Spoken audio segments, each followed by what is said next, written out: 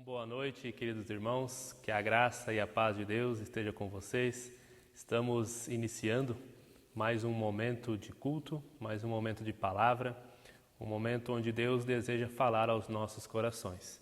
Desejo que você tenha um agradável momento agora, seja em casa, seja na comunidade, no momento em que você está assistindo este vídeo, esta mensagem, que Deus possa falar contigo, que você possa ser tocado por Deus e que a sua vida possa ser transformada. Eu quero convidar a você a baixar sua cabeça para termos um momento de oração. Querido Deus, nós somos gratos a Ti, Pai, pela oportunidade que nós temos de falar contigo e de ouvir a Tua palavra, Senhor. Obrigado porque Tu fala conosco também através dessa palavra que nos foi deixada. Te peço que aquiete nosso coração e nossa mente agora para que possamos aprender de Ti e contigo aquilo que nós temos para a nossa vida, Pai. Nós oramos e pedimos no nome santo de Jesus Cristo. Amém. Hoje nós vamos conversar, eu quero conversar com você sobre formas de expressar o amor, mais precisamente sobre a forma que Deus usa para expressar o seu amor por nós. Eu vou tentar mostrar para ti, para você, que o amor de Deus está presente onde a gente menos espera. Na verdade, onde muitas vezes acreditamos não existir amor nenhum, ali nós podemos encontrar o amor de Deus. Existe um ditado que diz que se conselho fosse bom, ele era vendido, não era dado. E nós interiorizamos tanto esse ditado que ao longo da vida, muitas vezes nós paramos de ouvir conselhos, paramos de dar atenção às advertências que nós recebemos, nós crescemos acreditando que essas coisas limitam a nossa liberdade. Mas a verdade é que conselhos, advertências e até mesmo os castigos podem ser manifestações do amor que uma pessoa tem por nós.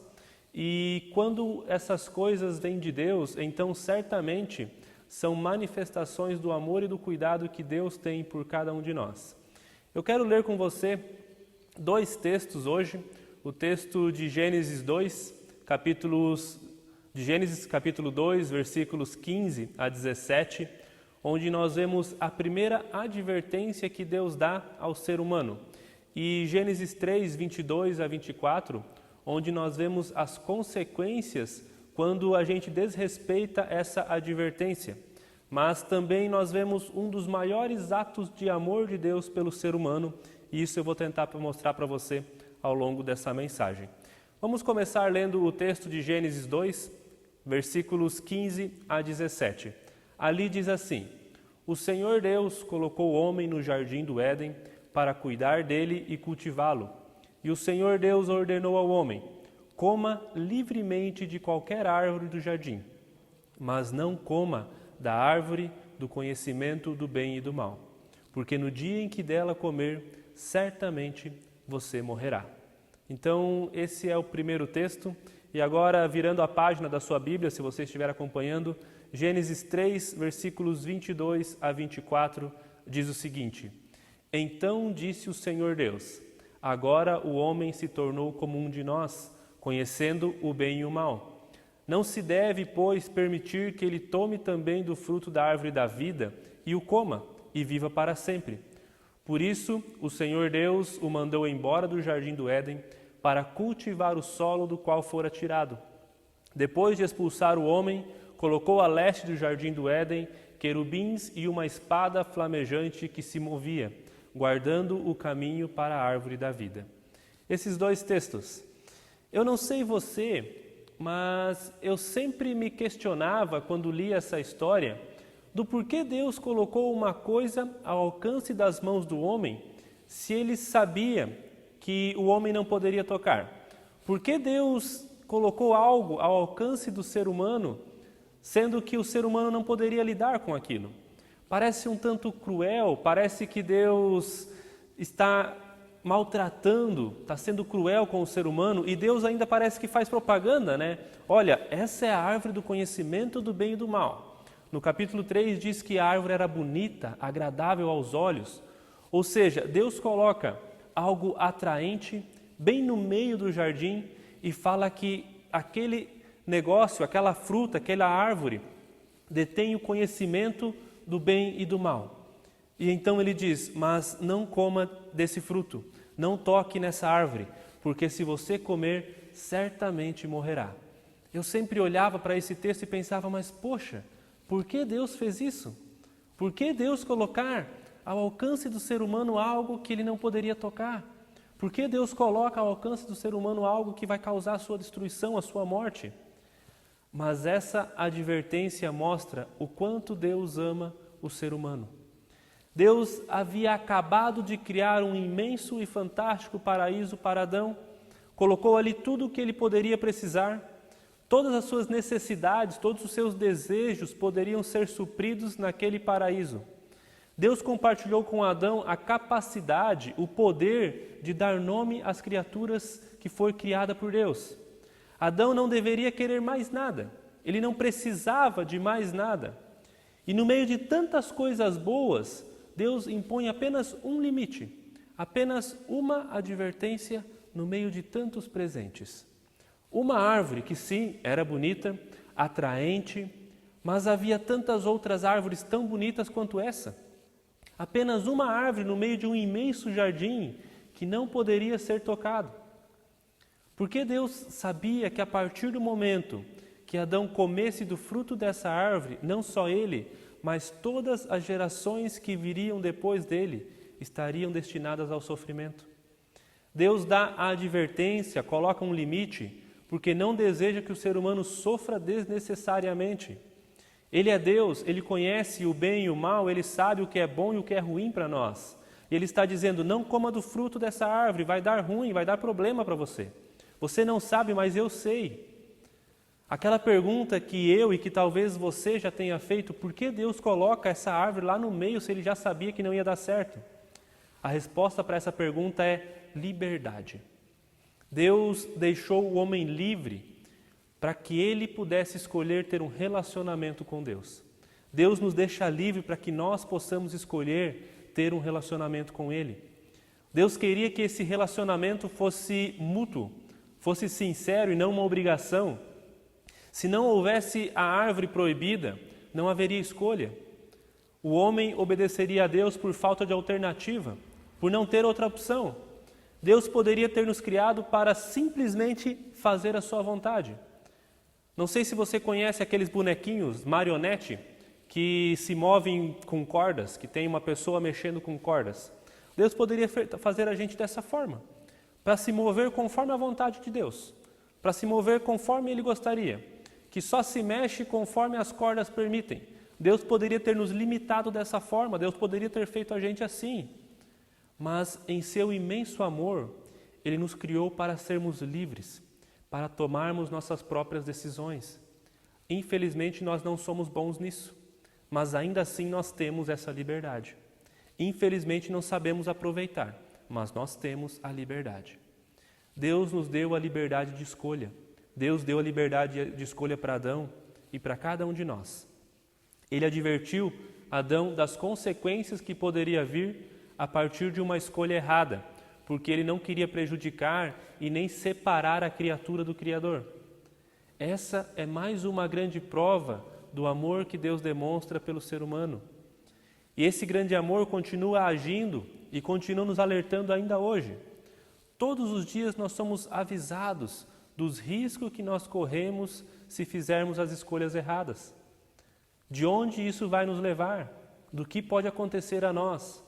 Aquilo que muita gente chama de voz da consciência, que incomoda quando a gente vai fazer algo errado, quando a gente comete um pecado, parece que tem uma vozinha lá no fundo da consciência que fica incomodando. Às vezes essa voz ela antecipa e evita que a gente decida por algo ruim. Muitas pessoas chamam isso de voz da consciência. Eu chamo isso de Espírito Santo de Deus. O Espírito Santo nos advertindo, nos alertando quando estamos indo por um caminho que nos conduzirá à morte. Nós temos a mesma liberdade de escolha que Adão teve. Nós temos diante de nós coisas que são muito belas, mas que nos levarão à morte. Nós temos diante de nós coisas que são atraentes aos olhos, chamativas aos olhos, mas que vão nos conduzir à morte. E nós temos diante de nós diversas advertências. A Bíblia é a maior advertência que Deus deixa para nós. E não é algo ruim, mas é a prova do amor de Deus. Ali Ele mostra qual é o melhor caminho a seguir. Qual é a melhor escolha a fazer? Cabe a cada um fazer a escolha certa. Nós sabemos qual foi a escolha de Adão. Ele deixou-se levar pela aparência do fruto, se deixou influenciar pelas belas palavras da serpente e acabou desobedecendo a advertência que foi lhe dada por Deus. Nós vimos, e eu espero que nós tenhamos entendido, que as advertências que nós recebemos são fruto do imenso amor que Deus tem por cada um de nós. Um tempo atrás eu li uma frase que dizia: os mandamentos não são muros que impedem a nossa liberdade, mas são cercas que nos protegem da destruição e da morte. E é justamente assim. Advertências de Deus visam sempre o nosso melhor. Servem para nos guardar, para nos proteger, para nos defender dos perigos e não para impor limites. Se Deus quisesse nos limitar, Ele teria nos criado como marionetes. Ele teria nos criado para dançar conforme a música toca, sem liberdade de escolha. Mas e o outro texto que nós lemos? O que ele tem a ver com tudo isso? Em Gênesis 3, 22 a 24, nós temos as consequências da desobediência à advertência que Deus deu nos versículos 15 a 17 do capítulo 2. Mas mais do que as consequências, para mim esse texto, e principalmente o versículo 22, é um dos poucos, se não o único versículo da Bíblia que dá para colocar numa mesma posição que os relatos da crucificação. Relato da morte e da ressurreição de Jesus. Em toda a Bíblia, nós vemos o amor de Deus agindo, o amor de Deus vindo ao nosso encontro, mas os dois únicos lugares onde eu consigo enxergar esse amor chegando ao extremo é em Gênesis 3, versículo 22, e nos relatos da morte e ressurreição de Jesus que nós encontramos nos Evangelhos no Novo Testamento.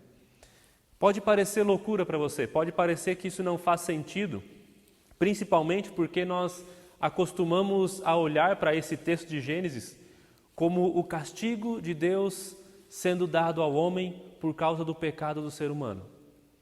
Mas eu aprendi a olhar para esse texto diferente, como o Evangelho de Deus para o ser humano.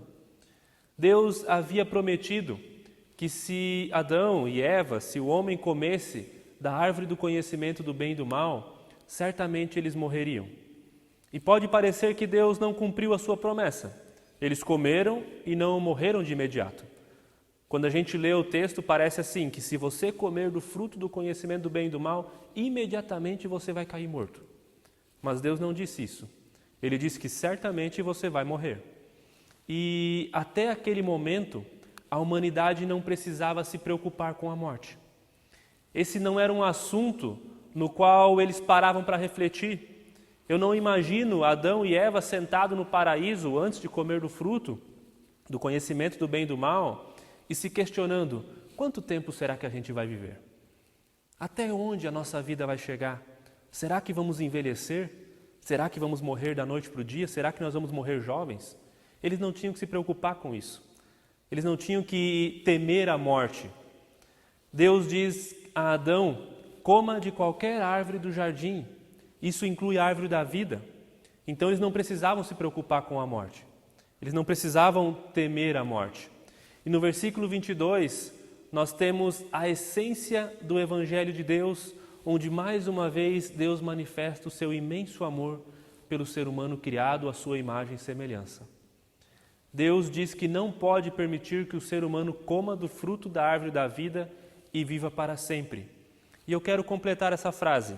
Deus diz, não podemos permitir que o ser humano coma da árvore da vida e viva para sempre em pecado.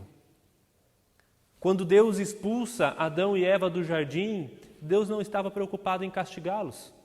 O castigo já tinha sido dado antes. Deus diz, a mulher terá dor de parto, a terra dará ervas daninhas e o homem terá que viver, que se alimentar do seu próprio suor, a serpente passará a rastejar. Ou seja, os castigos já haviam sido distribuídos. Mas quando Deus expulsa os dois e, por consequência, toda a humanidade do jardim, Deus está preocupado com a situação de pecado na qual eles se meteram. Se os dois permanecessem ali e permanecessem comendo da árvore da vida, eles viveriam eternamente em pecado, afastados de Deus, estariam no paraíso, mas longe da presença do Criador que os ama tanto. O relato de Deus expulsando o ser humano do Éden nos mostra o quão amoroso nosso Deus pode ser. Castigo de verdade seria se Deus tivesse deixado os dois lá. Se Deus tivesse permitido que os dois continuassem tendo acesso à árvore da vida, esse seria o maior castigo para a humanidade, pois eles teriam que viver eternamente afastados de Deus. Mas ao limitar a vida do ser humano, ao colocar a morte na história da humanidade, Deus possibilita um recomeço da forma que hoje nós sabemos que é possível. Na semana passada eu falei sobre recomeço, sobre uma oportunidade de recomeçar, uma nova chance. Se a morte não passasse a fazer parte da história da humanidade, o recomeço não seria possível, porque Cristo não teria vindo para morrer em nosso lugar. Não seria possível para nós alcançar a reconciliação com Deus. Naquele momento, Deus viu o abismo que se criou entre o ser humano e Deus. Deus percebeu o que o ser humano havia colocado no relacionamento com Ele, o obstáculo que existia para que o ser humano pudesse se relacionar com Deus. E Deus precisou fazer algo para que esse abismo fosse transposto. Deus precisou fazer algo para que esse abismo não acabasse com o relacionamento da criatura e o Criador eternamente. Deus, em sua infinita bondade, graça e misericórdia, optou por pegar a coroa da criação, aquilo que Ele olha e diz, eis que tudo é muito bom. Depois que Deus cria o ser humano, Ele olha assim, isso tudo é muito bom. E Ele pega a coroa da criação e tira do lugar onde Ele havia feito, especialmente para abrigá-la. O jardim foi criado para abrigar o ser humano. O jardim foi criado para colocar a joia que Ele havia criado. O jardim é a caixinha de joias, especialmente criada para colocar a coroa da criação. E Deus olha para a joia, para essa coroa, e vê que ela estava manchada pelo pecado, que já não era mais possível deixar essa joia dentro dessa caixinha, nesse lugar especialmente criado para ela. Não era mais possível ter um relacionamento íntimo com a sua obra-prima. Então, num gesto de amor, Ele decide pegar a criatura feita à sua imagem e semelhança e mandar embora. Porque somente assim é que seria possível restaurar esta imagem plena de Deus em nós. Imaginem o relato do filho pródigo, a parábola do filho pródigo. Lá, o filho pede para ir embora e o pai fica esperando dia após dia que esse filho volte. Agora, nesse relato da queda, é ao contrário. Deus manda que o filho vá embora. Deus manda que o filho saia de casa, que a sua criação saia de casa. Mas não é porque Ele deixou de amar. É porque Ele o ama tanto que somente saindo de casa ele vai poder encontrar o caminho de volta. Se ele permanecer ali, ele nunca vai encontrar, nunca será possível para ele reencontrar novamente o relacionamento com o Pai. Muitas vezes nós temos dificuldade em enxergar o amor em meio à advertência, em meio à punição. Mas a verdade é que os limites são necessários. As advertências nos fazem ver que nós não somos capazes de tudo, que nós não fomos criados para qualquer coisa. A vontade de Deus não é que a gente sofra, mas às vezes somente o sofrimento é capaz de fazer com que o abismo do pecado seja superado. E isso fica claro no sofrimento pelo qual Jesus teve que passar. O amor de Deus se manifesta de diversas formas. Talvez eu e você não conseguimos entender, mas isso não significa que Ele não nos ama. Seja impondo limites, seja permitindo que nós soframos as consequências do nosso pecado, Deus age para que nós possamos voltar ao jardim. Deus age para que nós possamos ter acesso novamente à árvore da vida e então nós possamos viver eternamente com Ele. Eu não sei pelo que você tem passado. Eu não sei quais têm sido as suas dificuldades. A gente tem vivido num momento meio conturbado. Alguns estão sofrendo mais, outros estão sofrendo menos. Mas lembre-se que tudo aquilo que você passa na sua vida pode servir para que Deus traga você de volta ao jardim, para que Deus coloque você de volta na caixinha de joias que foi criada para a tua vida. Você é uma joia preciosa para Deus e o amor de Deus se manifesta mesmo quando você precisa ser polido. Isso pode doer, isso pode causar dúvidas em nós do amor de Deus, mas não pense que Ele não te ame. Deus te ama e por isso muitas vezes a gente precisa enfrentar situações que nós não gostamos, porque para que nós possamos estar com Ele de novo, Cristo precisou morrer na cruz. E a morte de Cristo possibilita que nós possamos viver eternamente com Deus. Queridos, eu quero convidar você a baixar a tua cabeça e ter um momento de oração. Senhor Deus, muito obrigado pelo teu imenso amor derramado sobre nós, Pai. Obrigado porque mesmo que a gente não entenda, o teu amor permanece sobre nós. Mesmo quando a gente possa duvidar que o Senhor nos ama, mesmo quando as circunstâncias da vida fazem com que a gente questione se o Senhor realmente nos ama, se o Senhor realmente está olhando para nós e por nós, se o Senhor realmente tem interesse pela nossa vida. Pai, obrigado porque o seu amor se manifesta das mais diversas formas, inclusive quando as coisas não estão como a gente gostaria que estivessem. Senhor, eu peço, derrame o seu amor sobre a vida de cada um que está me assistindo agora. Derrame o seu amor sobre a vida de cada um dos irmãos que talvez estejam sofrendo com essa situação que nós estamos passando agora. Que eles possam perceber o teu agir, o teu cuidado e o teu amor também em meio a essa situação que nós estamos passando. Uma situação que nós não gostaríamos de estar passando, uma situação que tem nos afetado da mais diversas formas possíveis, alguns mais, outros menos, mas todos estamos sofrendo. Senhor, que o teu amor seja presente, que a gente se perceba o seu amor em nossas vidas também em meio a esses momentos. Nós nos colocamos em tua presença, Pai, confiando nesse imenso amor, na sua misericórdia e na sua graça, no nome santo de Jesus Cristo. Amém. Queridos, que a graça e a paz de Deus e o amor de Deus resplandeça sobre a tua vida, que você possa acordar todos os dias sabendo e lembrando que Deus te ama muito e por isso Ele tem cuidado, por isso Ele dá liberdade para que você faça as suas escolhas. Busque orientação no lugar correto, para que as suas escolhas não te afastem de Deus, mas te leve para o jardim que Ele criou para você. Um forte abraço e até mais.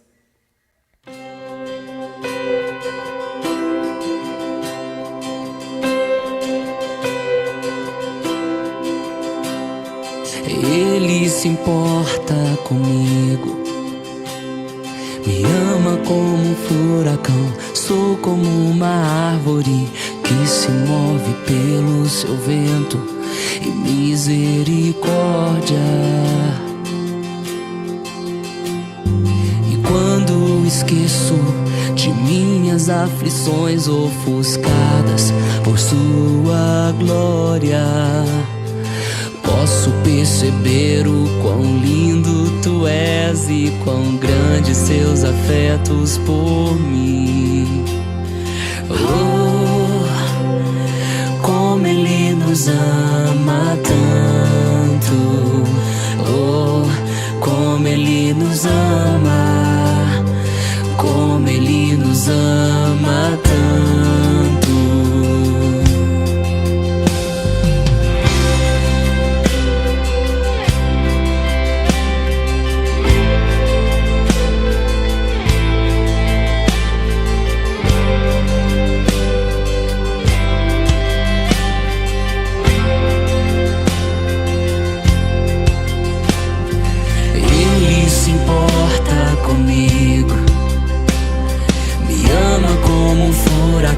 Sou como uma árvore que se move pelo seu vento e misericórdia. E quando esqueço de minhas aflições ofuscadas por sua glória. Posso perceber o quão lindo tu és e quão grandes seus afetos por mim. Ele nos ama tanto, nos ama tanto. Ele nos ama tanto, Ele nos ama. Ele nos ama tanto, nos ama tanto. Ele nos ama tanto, Ele nos ama. Ele é o nosso galardão e nós somos sua porção, atraídos para sua redenção. Se tua graça é um oceano, estamos afundando. Então o céu se encontra com a terra como um beijo, e meu coração queima por dentro do meu peito. E eu não tenho tempo mais pra me lamentar, mas apenas pensar. Oh, como Ele nos ama tanto. Oh, como Ele nos ama. Como Ele nos ama.